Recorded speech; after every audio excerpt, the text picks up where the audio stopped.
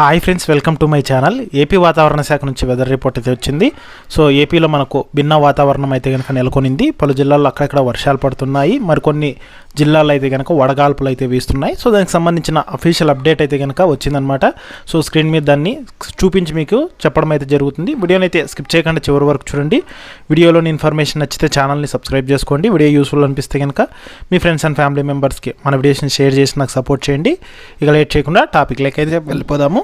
So ఏపీలో భిన్న వాతావరణం నెలకొన్నట్లు వాతావరణ శాఖ అధికారులు అయితే తెలిపారు. ముఖ్యంగా పలు ప్రాంతాల్లో అయితే కనుక అక్కడక్కడ పిడుగులతో కూడిన వర్షాలు అయితే పడుతున్నాయి, మరికొన్ని ప్రాంతాల్లో అయితే కనుక వడగాల్పులు అయితే కనుక వీస్తున్నాయి. సో దానికి సంబంధించిన అప్డేట్ అయితే ఇవ్వడం జరిగింది.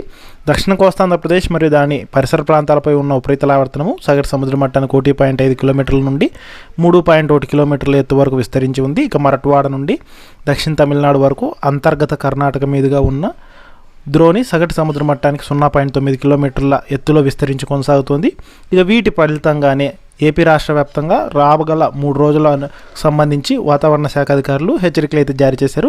ముఖ్యంగా ఉత్తర కోస్తాంధ్రప్రదేశ్ యానంలో ఇవాళ రేపు ఎల్లుండి అయితే కనుక తేలికపాటి నుంచి మోస్తరు వర్షాలు లేదా ఉరుములతో కూడిన జల్లులు కొన్ని చోట్ల కురిసే అవకాశం ఉందని, ఉరుములతో కూడిన మెరుపులు సంభవించే అవకాశం ఉన్నట్లు వాతావరణ శాఖ అధికారులు అయితే తెలిపారు. ఇక ముఖ్యంగా దక్షిణ కోస్తా రాయలసీమ జిల్లాలో ఇవాళ పొడి వాతావరణం నెలకొంటుందని, రేపు ఎల్లుండి మాత్రం తేలికపాటి నుంచి మోస్తరు వర్షాలు లేదా ఉరుములతో కూడిన జల్లులు అలాగే బలమైన ఎదురుగాళ్లు 30 నుంచి 40 కిలోమీటర్ల వేగంతో వీస్తాయని వాతావరణ శాఖ తెలిపింది.